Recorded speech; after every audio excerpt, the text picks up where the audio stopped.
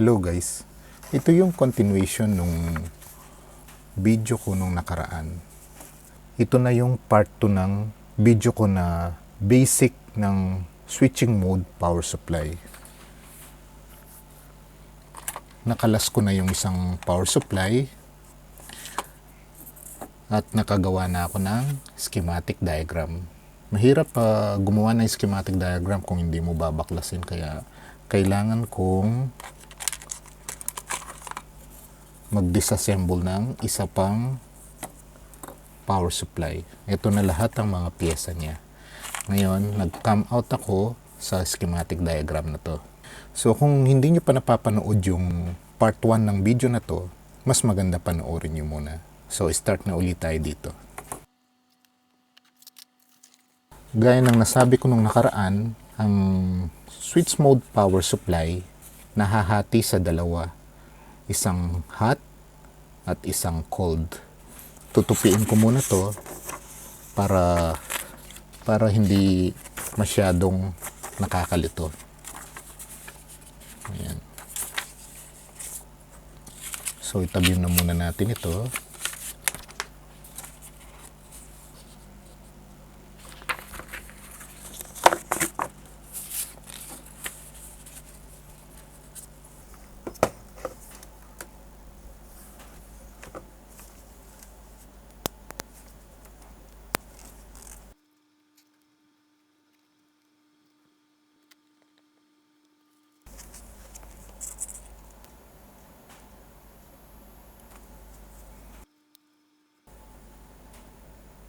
Okay, 5 volts. Almost perfect siya ng 5 volts. Ibig sabihin, maganda yung voltage divider na nilagay nila. So, ito yung NTC na nakasiris sa kanya at yung fuse bago pumasok ng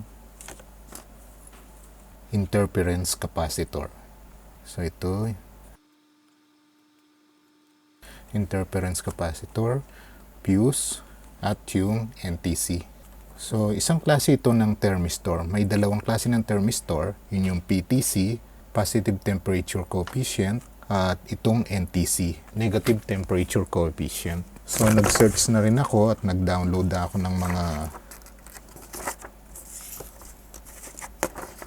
mga manuals nila. So, isa itong thermistor.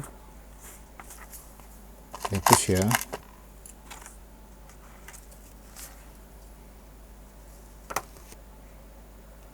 NTC 10D9. So, isa siyang thermistor na bumababa ang resistance kapag umiinit. Isang klase siya ng resistor na nagbabago ang resistance sa temperature. So, ang trabaho niya dito sa power supply para makontrol ang inrush current. Siya yung nag-a-absorb para hindi mabigla ang mga components. Yung application talaga niya, ayan, switching power supply. Nangunguna siya at marami pang iba. Okay. So, i-test natin. Kailangan mababa lang ang resistance nito. Ayan. 10D9, ibig sabihin 10 ohms at yung diameter niya ay 9 mm. So, almost 9 mm.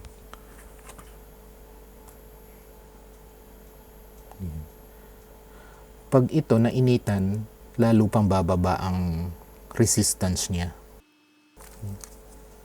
So, sunod tayo. So, ito.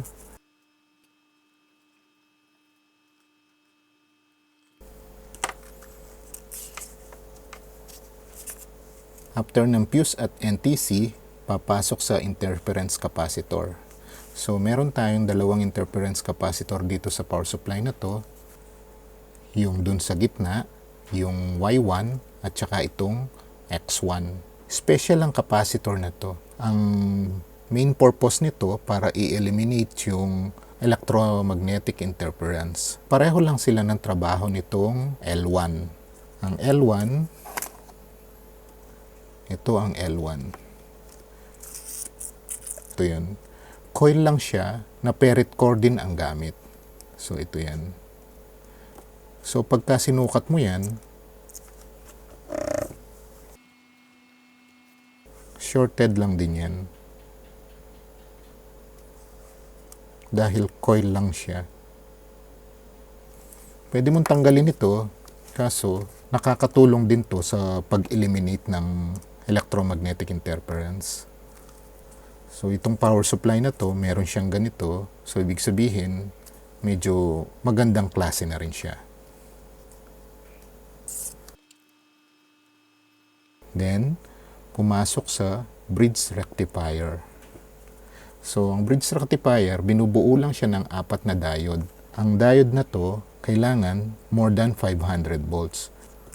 Ang ginamit nilang diode dito ay 1N4007.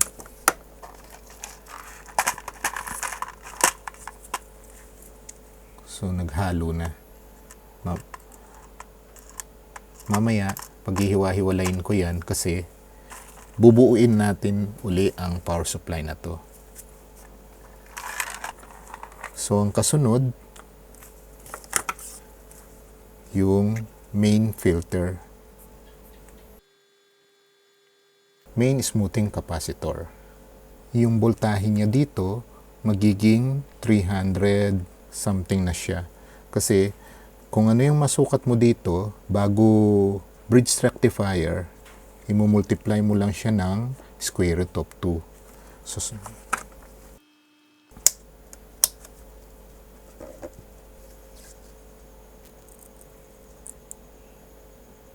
233.8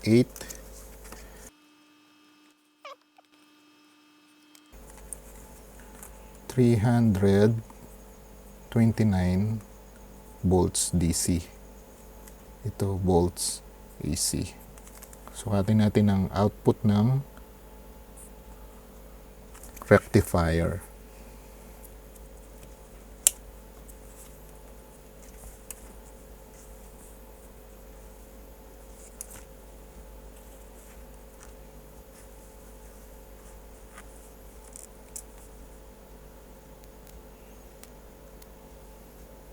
Okay, 321.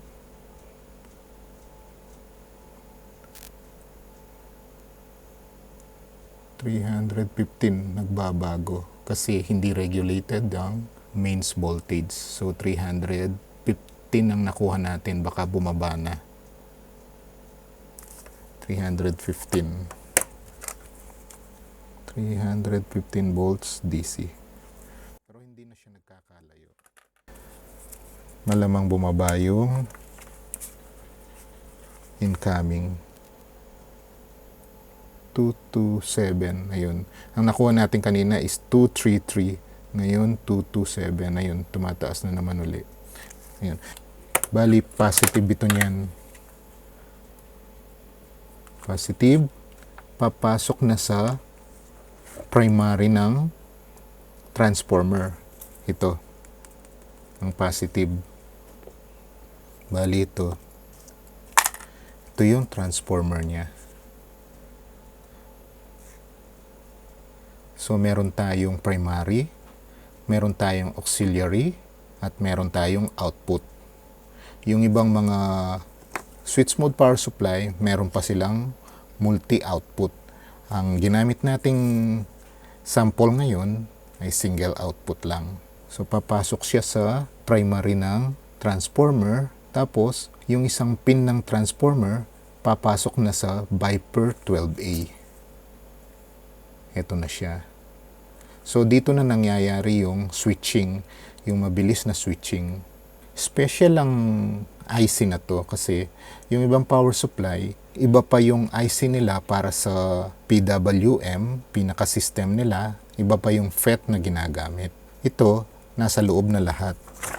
So, ito yung diagram ng Viper 12A. Bali ito ang drain. Ito na ang source.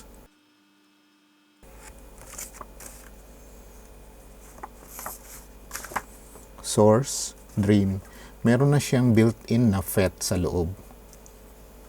So, 4 na paa lang ang ginagamit niya. Kahit na 8 pin siya, 4 na paa lang ang ginagamit. Kasi, yung 4 niyang pin, nakaparallel lang. Tapos, yung dalawa, nakaparallel din. Yung dalawang source, tapos, feedback, tapos supply in. So, ang IC na to, yung DIP8, ito yung ginagamit ngayon. Ito yung ginagamit ng power supply na to, DIP8. Ito yun. Viper 12A. So, ang mga pin nito, ito yung drain. Yung nasa taas. Tapos, ito yung source, yung dalawang to. Then, feedback, itong isang to. At supply niya ito.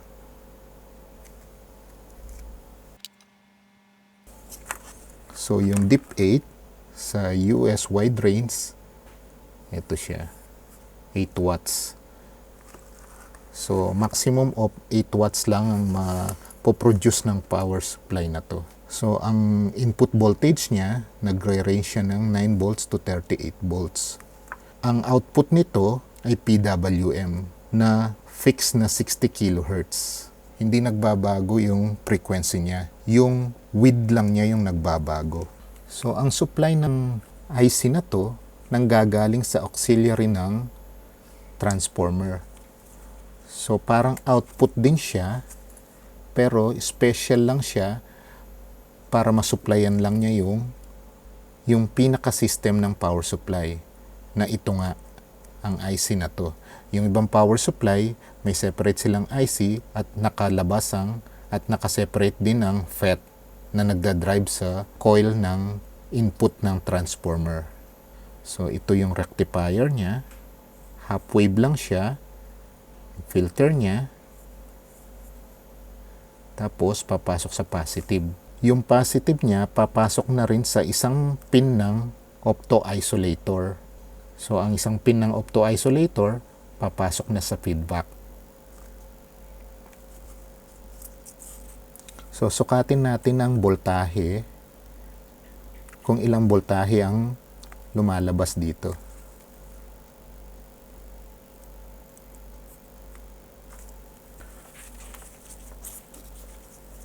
Ito yung rectifier ng auxiliary.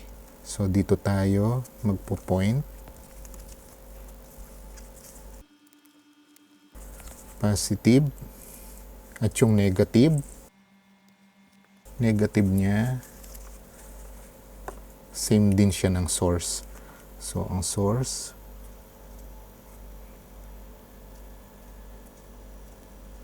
tsaka ito. So, ups.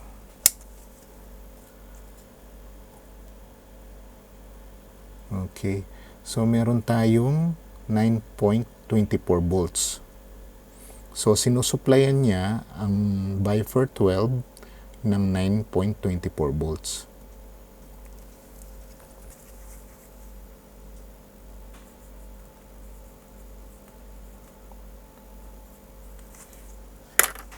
Okay.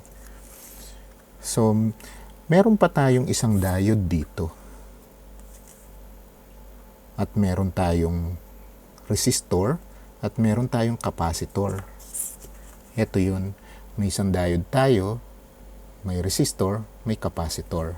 So, ito yung tinatawag na snubber network.